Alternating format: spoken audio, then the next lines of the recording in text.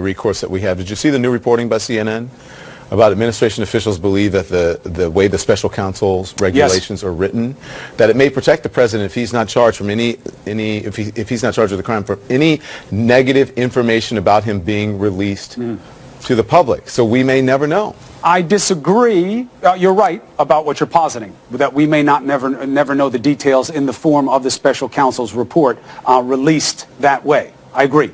I do not agree that the regs demand that. I think there is a measure of discretion. I think the bigger hurdle are actually the DOJ customary guidelines of, if there is no indictment, you don't release derogatory information about someone who is unindicted. But this is not a normal prosecution. And there is provision in the special counsel provisions in the regs for there to be a special dispensation.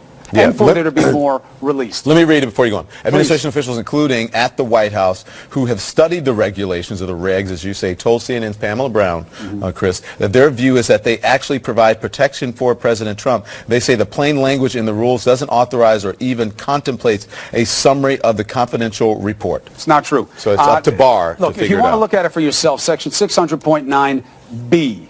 The notification requirement in this other paragraph, which is about the confidential report, may be told. What does that mean? Told means in law held back, okay? Held in abeyance for a period of time. The AG, upon a finding that a legitimate investigative or privacy concern requires confidentiality. When that confidentiality is no longer needed, the notification could be provided. However, in the next section, it says the AG may determine that public release of these reports would be in the public interest. So you see, there is a point for or a point for against. It comes down to the discretion of the AG. Barr. But remember this, if Barr decides to be something less than those who speak well of him, suggest about him, then Congress can subpoena the report. Yeah. Congress can subpoena Comey. And I think they're going to have to, because I don't think it's unfair that this report be somewhat spare, that it not be a flowing narrative, that it be about why they prosecuted and why they didn't, and a little lean, and then let Congress do its job and get the details. Yeah. Oh, well, listen, I think the public interest should always be taken into account. Remember, the public is paying for this, and if there is nothing to hide, especially when it comes to legal matters, why not release the report? Because then it would exonerate the president. I agree. And that last piece, the president, the play here for him is release. He should want it. Okay, Chris, listen, we have a lot of business to get to. As you know, it's been a very busy week. We've been all over in D.C. We're back. We may end up back there next week. Who knows? Michael Cohen is going to testify again. But it is also, I think it's important, because we celebrated once, 1 month out of a year, and this is the last day of Black History Month. And I'm going to talk about Black History Month, and boy, oh boy, what has happened this Black History Month. And there you go. I'll leave it at that. I'll save the rest for my open tonight. A meaningful thing to discuss. Happy birthday. You are beautiful inside and out. You are a gift to me every day, but I have a gift for you for your birthday that I will send your way. All right. I sent the shirt over. And by the way, I'll see you in a week, if not before, if some breaking news happens. I'm going to take a little bit of time off. There you go, the Chris Cuomo shirt. I'm happy to fill in for you while you are gone. All right. I'll see you, my friend. Thank you so much. I appreciate it. Happy birthday. Thank you very much. This is CNN Tonight. I'm Don Lemon. So, Michael Cohen. He has another date on Capitol Hill. After 3 days of testimony this week, including more than 7 hours behind closed doors today, he's going to return to the House Intel Committee next Wednesday. More on that in a moment. I'm going to explain it all to you. There's also the news that the president reportedly ordered his then chief of staff, John Kelly, to grant his son-in-law, Jared Kushner, top secret security clearance in spite of concerns from intelligence officials. That is according to the New York Times. And we've got more coming up on that as well. I'll explain it to you. But there's something else that we have got to talk about tonight, okay? And I think it's really important that we discuss this. So go with me, all right? Gather around the TV sets, or if you're listening on Sirius, turn the volume up. Tonight of all nights, the last night of Black History Month, what may be the worst Black History Month ever. We got blackface, we've got the N-word, we have a call for the return of the KKK. Yes, all of that happened just this month. And listen, it's not a surprise. You don't have to have grown up in the Deep South like I did to know that racism is very much alive in this country. But don't fool yourself. Don't get it twisted. Racist acts are not just a Southern thing, as they say. They're popping up in fashion, in media, and even on Capitol Hill. And right now, the final hours of the worst Black History Month ever, there's more. Tonight, the Maryland House of Delegates unanimously voted to censure one of their own for using the N-word to describe a majority black district. Yep, she went there. Marianne Lasanti, one of the few elected Democrats in the deep red, mostly white county, not only used that hateful word in conversation with other lawmakers last month, she told the Washington Post she didn't remember saying it, and she went on to say this, and this is a quote, "I'm sure everyone has used it. I've used the F word. I've used the Lord's name in vain." I almost can't believe that I have to say it again. Well, maybe I can. That is not the same thing. Using the N-word to describe a country or a county where the majority of voters are black is not the same thing as dropping an F-bomb or taking the Lord's name in vain. It's not the same because it is, quite frankly, racist. Lasanti released a statement apologizing, saying she is, quote, sickened that word came out of her mouth, out of my mouth. That was her quote. "It is not in my vocabulary, and it does not represent my belief system, my life's work, or what's in my heart." But she's hardly the only one to use hateful language. She's not even the only one this month. So let me give you an example. There is the publisher of a small local newspaper in Alabama who wrote an editorial calling for the KKK to ride again. Goodloe Sutton wrote that Democrats were planning to raise taxes and then went on to say, quote, "Seems like the Klan would be welcome to raid the gated communities up there." But he wasn't done there. Nope. Sutton then told the Montgomery Advisor, quote, "We'll get the hemp ropes out, loop them over a tall limb, and hang all of them." So he lost his job as publisher, replaced by an African-American woman. Alicia R. Dexter is her name. And let's not forget about what has been going on in Virginia, shall we? You remember that, what Governor Ralph Northam said when the scandal broke over his page in his medical school yearbook showing a man in blackface and another in a KKK outfit. That photo and the racist and offensive attitudes it represents does not reflect that person I am today or the way that I have conducted myself as a soldier, a doctor, and a public servant. I am deeply sorry. I cannot change the decisions I made, nor can I undo the harm my behavior caused then and today. He said he couldn't change the decisions he made, but less than 24 hours later, he changed his mind about taking responsibility for that photo. I would remember that. And I have no recollection at all. It's not my picture. I was not in that costume either as black-faced or as KKK. And this is a tone-deaf defense. It really is, if I've ever heard one. And I'm sure I'm not the guy in the blackface in the yearbook photo. If I wasn't that guy, or if I was, whatever, I would have remembered. I know because I remember putting on blackface that other time, is what he said. I dressed up in a, what's his name? The singer? Michael Jackson, excuse me. That's why I had Pam with me.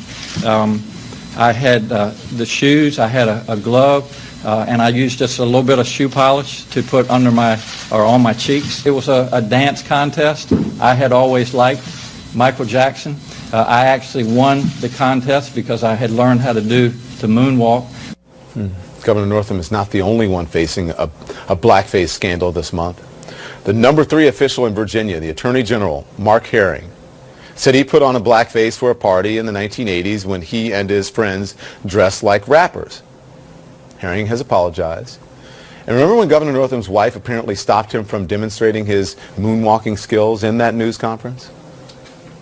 Are you still able to moonwalk? Inappropriate circumstances. My wife says inappropriate circumstances. Well, now Pam Northam herself is in the midst of a controversy for reportedly handing out cotton to to African-American students on a tour of the governor's mansion and asking them to imagine being slaves in the fields. That is according to a state employee who is the mother of one of the students, an 8th grade girl. Pam Northam said in a statement that she regretted upsetting anyone with what she called an educational tour. And the governor's office insists African-American students were not singled out. It does sound like her intentions were good. She wanted the students to think about the horrors of slavery. But do you have to hold a piece of cotton to do that? And it's not just in politics where people are being tone deaf. Burberry apologized for showing a hoodie with a noose around the neck at a London Fashion Week. Gucci apologized for a sweater that resembled blackface and has promised to promote diversity in their company. Jussie Smollett's job on Empire may be on the line after producers cut his character Jamal Lyons from the final 2 episodes of the season in the wake of allegations he staged his own hate crime. Chicago Police Superintendent Eddie T. Johnson said this. Empire actor Jussie Smollett took advantage of the pain and anger of racism to promote his career. I'm left hanging my head and asking why. Why would anyone, especially an African-American man, use the symbolism of a noose to make false accusations? And of course, there was Congressman Mark Meadows at the Michael Cohen hearing just yesterday, trotting out Lynn Patton, a Trump administration official, as if she were a live prop, in an attempt to prove the president couldn't possibly be a racist. I asked Lynn to come today in her personal capacity to actually shed some light. How long have you known Ms. Patton? I'm responsible for Lynn Patton joining the Trump Organization and the job that she currently holds. Well, I'm glad you acknowledge that, because you made some very demeaning comments about the president that Ms. Patton doesn't agree with. In fact, it has to do with your claim of racism. She says that as a daughter of a man born in Birmingham, Alabama, that there is no way that she would work for an individual who was racist. How do you reconcile the two of those, Mr. As neither should I, as the son of a Holocaust survivor. All of that happened this month. This month, Black History Month, a month that proves, as if we couldn't all see it as clear as day, racism is not just a part of our history, it's not just a part of our past, it is very much alive in America today. It's an important issue, and it's something we all have to reckon with. Will you think about everything I just told you, please, as we move forward? Now some more news. We've also learned today that Michael Cohen will be back on Capitol Hill next week, testifying before the House Intel Committee. I'm going to ask a member of that committee, Congressman Eric Swalwell, there he is, what we should expect.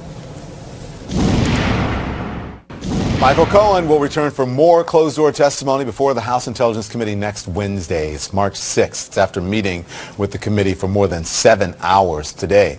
Congressman Eric Swalwell is a member, and he joins me now. Congressman, it's so good to have you on because you have knowledge. I know you can only share so much. So, did you learn anything more or different in today's closed-door hearing that leads you to believe that the president or someone in his family committed crimes? Good evening, Don. We learned a lot more new, valuable information about what Michael Cohen heard, saw, did, was asked to do, and he's going to come back in a couple days with some corroborating documents and take more questions from us. That's about all I can say right now, but I thought it was very helpful what we learned today. And you found this information helpful and credible, you think, right? Very credible for a couple reasons. One, I observed him last time, back in October 2017, where he was a different person, where he seemed a little, less forthcoming, a little shiftier in his answers.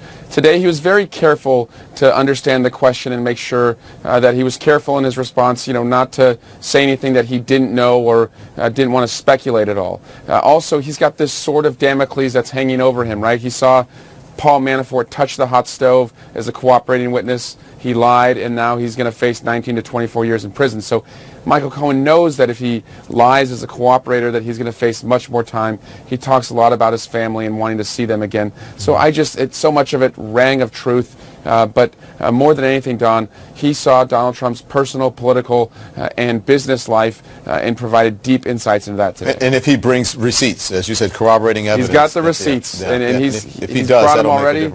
Yep, and he's bringing more on Wednesday. Okay, so let's talk about some of the things that he couldn't talk about certain subjects publicly yesterday because they're under investigation, and he is still cooperating. Are you aware of what those investigations are?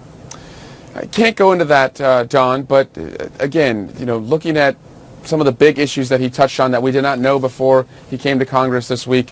One, that Donald Trump did in fact know by Roger Stone that WikiLeaks was going to be dumping emails. We always knew that from our investigation. All the arrows pointed in that direction. Donald Trump's so close with Roger Stone, it would be unnatural for him not to know. More color was filled in with respect to that. Donald Trump's persistent interest in the Trump Tower Moscow project, following up over and over and over and saying, what's going on with Russia, what's going on with Russia, and then going out to the public and saying, there was never anything with Russia. So, again, a front row witness to that. And then his son, Donald Trump Jr.'s meeting with the Russians June 9th, 2016. Donald Trump, the father, said he knew nothing about it, and we learned from Michael Cohen that, no, it looks like he probably did know about it. So we learned a lot more about Donald Trump's knowledge as a foreign adversary worked against us. So, Congressman, let's talk about Felix Sater, because he's going to testify publicly on March 14th. He's by the way, the Russian-born one-time business associate of Trump who worked to build a Trump Tower in Moscow. What are you trying to learn from him? Well, Felix Sater, Russian-American, worked with Donald Trump on prior projects, sat on the 26th floor with Donald Trump for a very long time, also had a Trump Organization business card, but he's the one that initiated the Trump Tower Moscow project. Now, it's not illegal to do business in Moscow, but Donald Trump was running for president of the United States, and so it's highly suspicious as to why a presidential candidate would also be having a parallel track at the same time, so intensely trying to put a Trump Tower in a country that we would later find out, while he was still trying to do this project, was interfering in our elections. So Felix is at the center of that, and that'll be a public hearing, so the American people will learn a lot as to Mr. Trump's involvement there. The New York Times is reporting that President Trump ordered his then Chief of Staff John Kelly to give Jared Kushner a top security clearance, overruling concerns by many intel officials, most intel officials, if not all of them. Chairman Schiff says that this is going to be investigated. Does this put the U.S. at risk?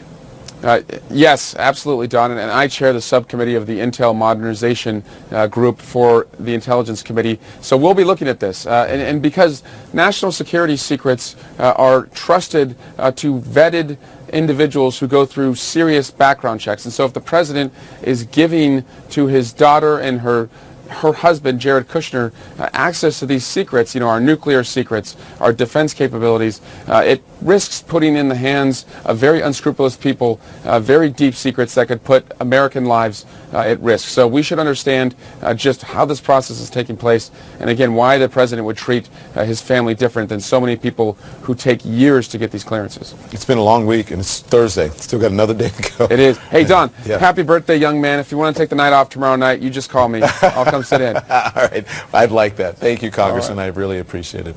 The New York Times is reporting that President Trump ordered John Kelly to give Jared Kushner top security clearance despite some big concerns from his top intel officials. So why did the president lie about this when asked?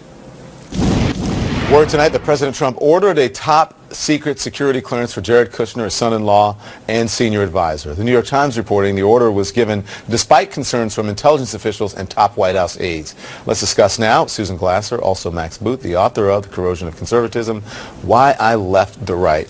It's so good to have you, and I have so much to ask from both of you. But Max, I'm going to start with you. The president ordered the government to give Jared Kushner a top secret security clearance despite concerns from the intel community.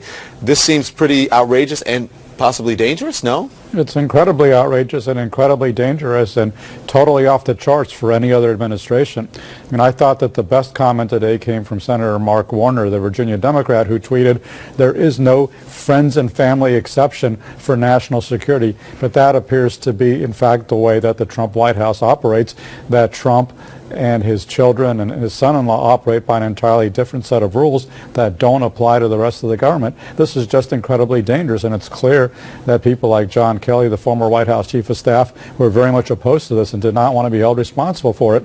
The other element of this, of course, Don, is that this is yet another example, about the 8,000 example of Donald Trump lying to the American people. And in this case, by the way, also Ivanka Trump lying to the American people. So you can't take seriously basically anything that they say. They have no credibility, and they have no concern for the security of the United States. They're looking out for themselves first, and this is another example of that. Yeah, because Ivanka Trump said that it was not true. Her father was not involved in. Right. She said it very convincingly, with a lot of passion and emotion, and she was just flat out lying. Susan, it also totally contradicts what the president told the Times in January. Listen to this.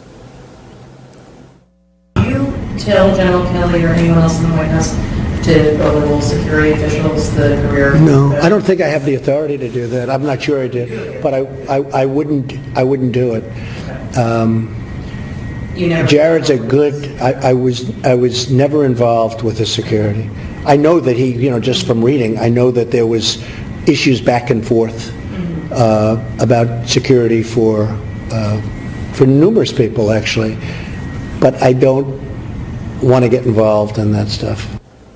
So, Susan, why lie again?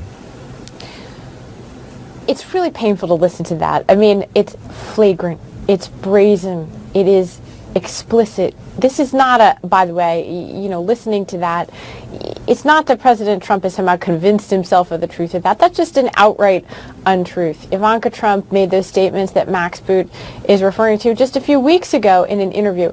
Jared Kushner's lawyer, Abby Lowell, repeatedly misrepresented this to the Times. And if you read the New York Times account, which I suggest that your viewers do, it's really striking to me that here's this lawyer, an officer of the court. It's not your job to lie to the public. Here's this lawyer having a fight with John Kelly. They apparently tried to get the White House Chief of Staff to back up the lie publicly that the president wasn't involved. He refused to do so and then dictated these contemporaneous internal memos to record his objection to this decision by the president of the United States to overrule professional intelligence, career officials. I think this is, again, why are they lying about it? If Donald Trump believes, as he does, that he has the power to do something like this, why not own it? Why not be honest, at least, with the American people? Well, they didn't want to do it, but I wanted my son-in-law to advise me, and so I gave him the clearance. Why are they not telling the truth about it is the thing that I'd like to know. And frankly, from yesterday's testimony with Michael Cohen, that again is the question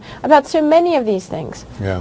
Why not tell the truth? Yeah, you're right. I mean, she mentioned the contemporaneous memos, but it wasn't just John Kelly, Max. I mean, then White House counsel Don McGahn wrote contemporaneous memos about this.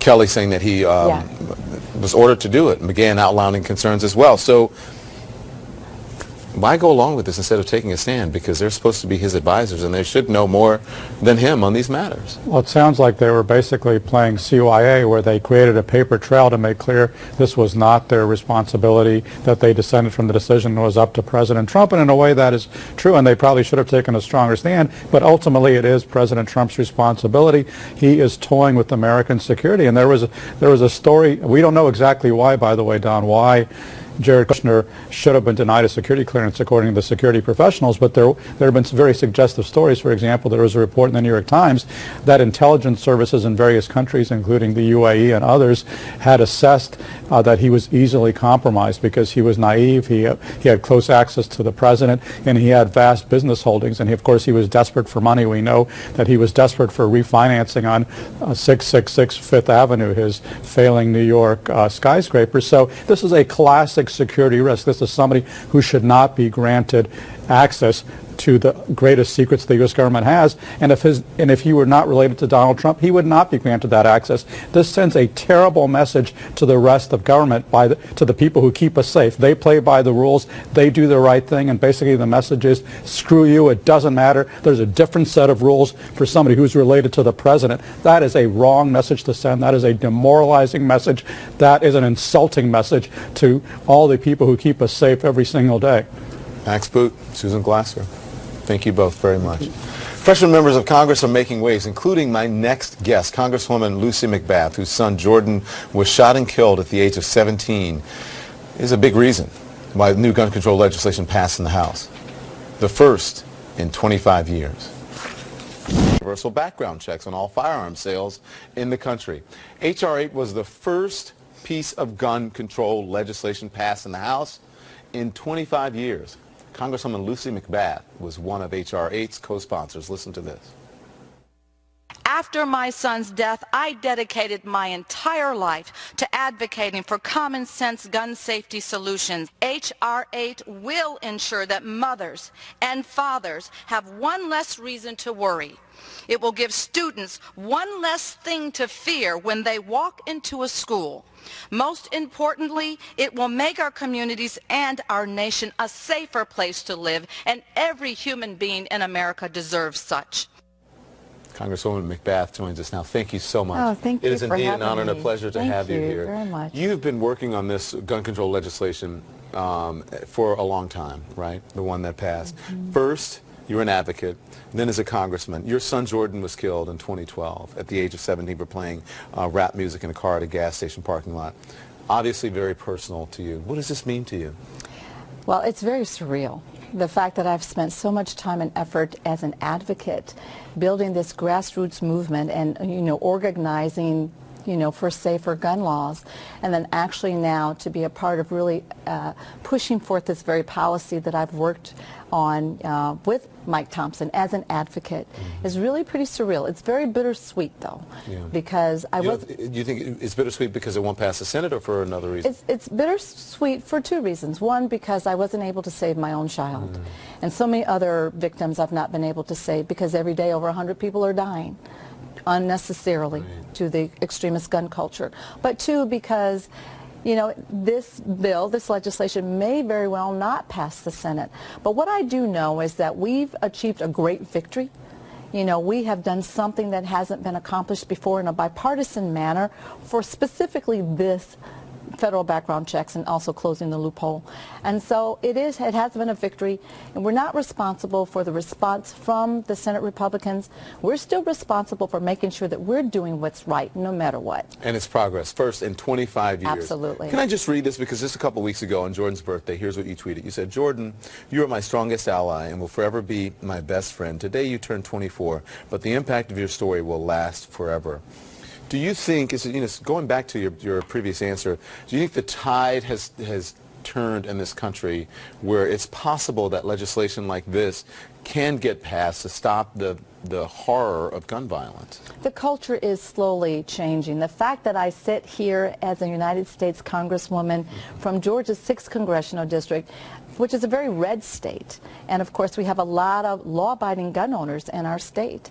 The fact that I am sitting here now, and I ran on a platform of guns, as other of my colleagues, my freshman colleagues have done the same, is a testament to the fact that the culture is changing, that people have decided enough is enough, and that they want to make sure that their children's lives are preserved. They have a future without the fear of being gunned down unnecessarily. I want to ask you about other duties as your role as a congresswoman, because Congressman Mark Meadows has been getting a lot of criticism for using he asked Lynn Patton, an official at HUD, to stand up at the Cohen hearing as an example that President Trump is not a racist. What was your reaction to that? It was somewhat disturbing to me, because I just really was disturbed that they were using, I believe, a woman of color to validate whether or not President Trump is a racist. And I just think it was disturbing to me. I believe if you have to bring someone forth and say, this is proof that someone's not a racist, why are you having to validate that? After that incident happened, there's a video that surfaced of Meadow in 2012 promising to send President Obama back to Kenya. He insisted today that he doesn't have a racial bone in his body. But does this, and then there's also another video of him saying the same thing. But does this highlight the disconnect over racial issues in this country, you think? It most certainly does. We think that we've come so far, but I think the fact that President Obama sat in office for 8 years probably has been a precipice for a lot of the underlying racial tensions that we've had in this country that are now coming to fruition. Listen, I think this is not a partisan issue. Anytime you see diversity, right, there are not a lot of women who were in the roles of Senate and Congress or whatever, you know, not as many as should be. And now, you know, you have this gun legislation. You have your other freshmen who are taking the lead on a lot of issues. The internet went wild with this photo. Put this up of 3 freshmen on oversight yesterday: Alexandria Ocasio-Cortez, Ayanna Pressley, Rashida Tlaib. I saw that there were really funny memes, great, like which music group are they in? Who, you know, these are superstars, what have you. How do you feel about the part that about you making real change from a different generation and people with a different perspective in leadership roles in Washington right now? I think it's an exciting time for us. I think that this is showing that the face of what I've always said, you know, is considered a credible public servant or a credible person to be able to lead politically is changing. The face of the freshman class is a testament to the fact that we represent democracy. That's what democracy looks like. It's such an exciting time because I'm in a class of the, you know, most diverse class that we've ever had.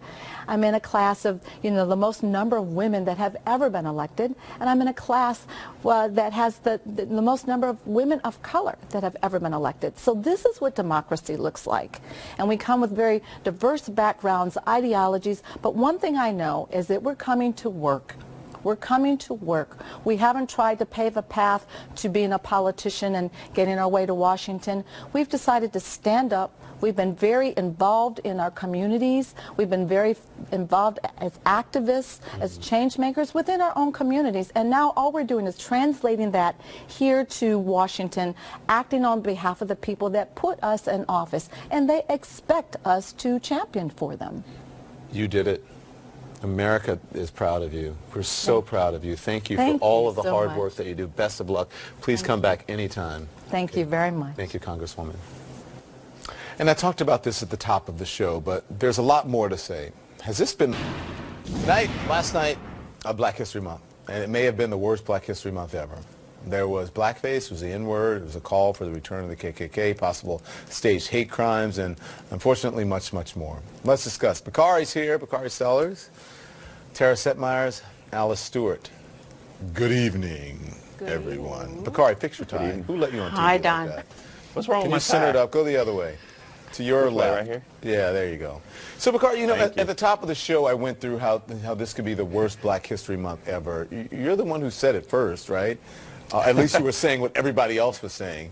Yeah, I think that we just need to regroup. We need to cancel this Black History Month, postpone it, maybe celebrate from Juneteenth through Beyonce's birthday this summer.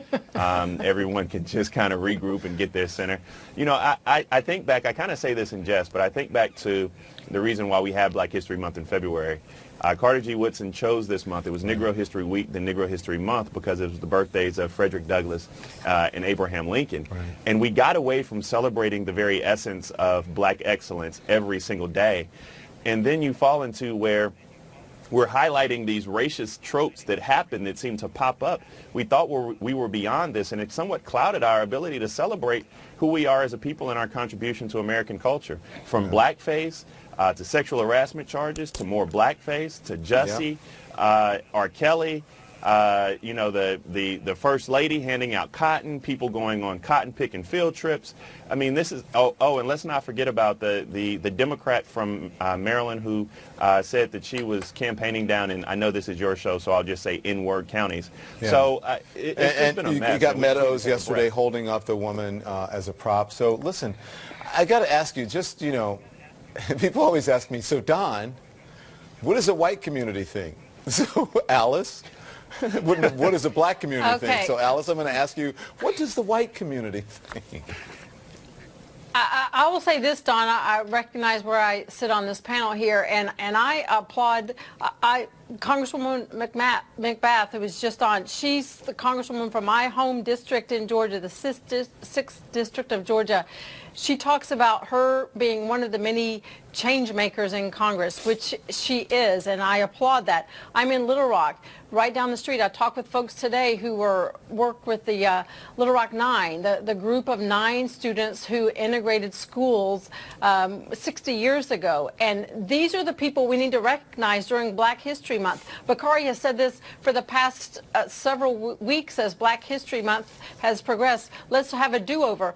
Let's spend this month talking about the people that have made a significant contribution to the progress for Black History Month. You mean for the next Black, because this one, we got to cover the news. Unfortunately, all of these things were big news stories. We started with blackface, then it went to Chicago, and then it was, I mean, so, but I got to get Tara in, because Tara, you saw this yesterday, right? Mm-hmm. This is Mark Meadows bringing in the HUD administrator yesterday during the hearing. This is Lynn Patton, but watch this.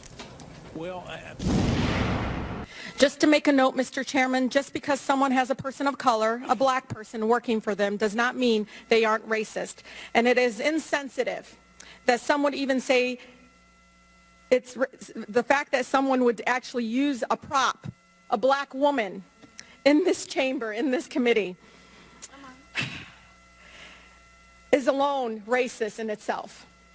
Donald Trump is setting Mr. Chairman, I ask that her words be taken down. But I am not calling the gentleman, Mr. Meadows, a racist for doing so. I'm saying that in itself it is a racist act. Well, I hope not, Mr. Chairman, because I need to be clear on this particular. Mr. Chairman. Mr. Meadows, wait a minute. I've defended you with false accusations. Mr. Chairman, there's nothing more personal to me than my relationship. My nieces and nephews are people of color. Not many people know that. You know that, Mr. Chairman.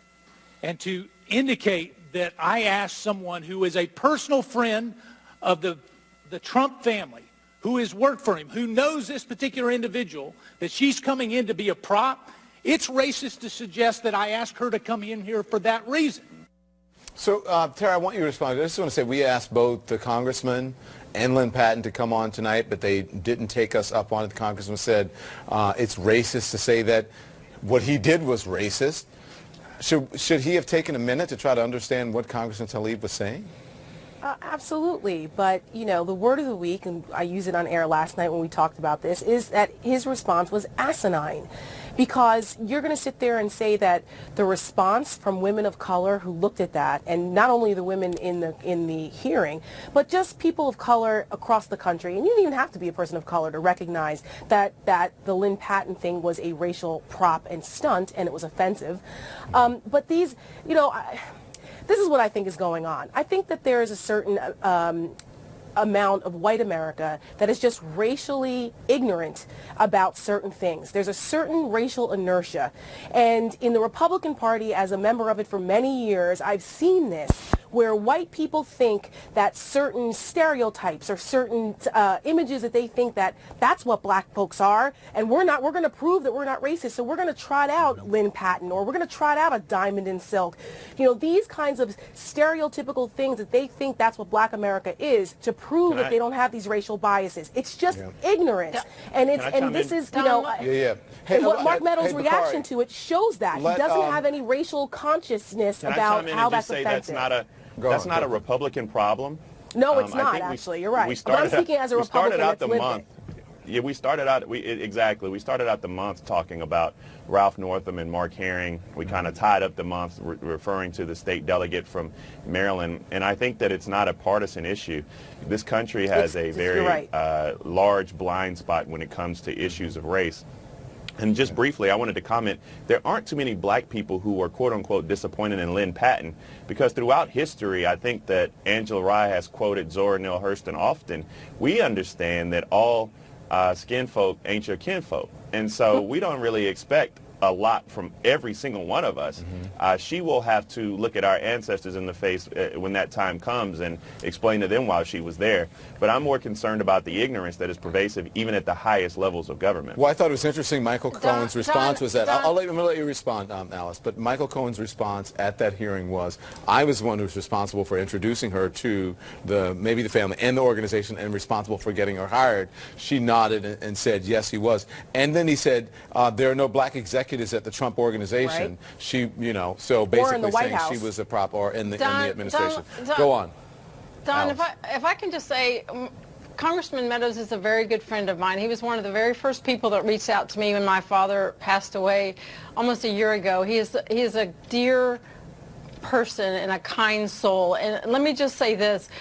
I think this conversation, there is a very welcome place for this conversation, but this congresswoman who accused Congressman Meadows of being racist walked that back a bit this morning, saying what he said, she took it as something that was offensive to her. She said it was a racist act, that he wasn't necessarily racist. She said it was a racist act, That's what and she said he was yesterday. not. And I think we can make a very big case for this conversation if we have it in the right context and saying, this is the way what you said is offensive to me, and while you are not a racist person, your act is perceived as racist to me. And I think, but here's the point. why is that And I heard onus? The problem with that is One at a time. Let her finish. Let her finish.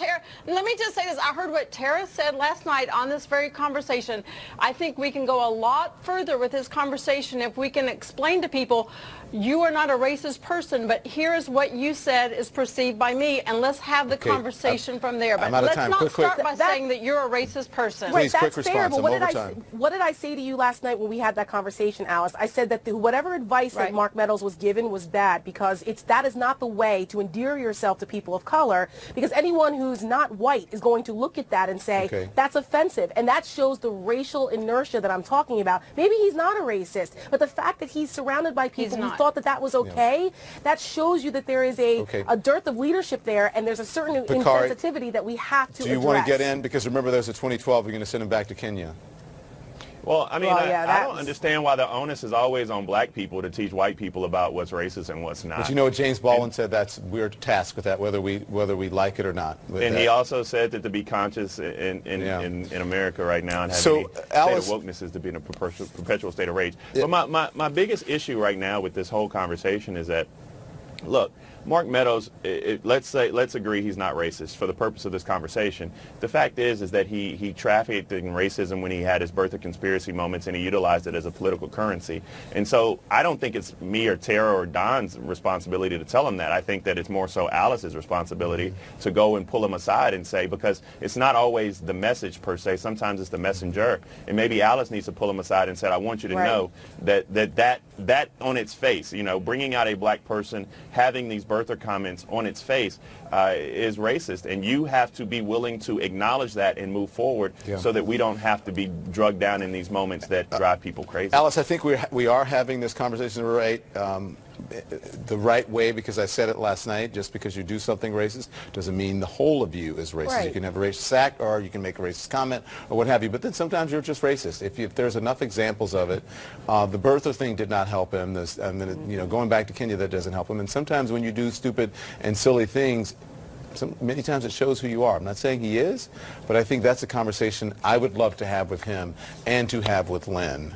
And don't invalidate people who point it out to you. Don't get defensive. Just listen sometimes, because maybe we know what we're talking about. We live it every day. Don't call us racist because we're pointing out what you did wrong. Right. We live it, you don't. Thank you, guys. Happy Black History Month. In March. It's almost over. Good Lord. Happy birthday, Don. Thank you. It's tomorrow, by the way. It's not today. At midnight. All right. Alice, what does the white community think? I always wanted to ask that. People always ask me, what does the black community think? So I got to ask Alice that. And she told me. I just told you. Thank you. We'll be right back.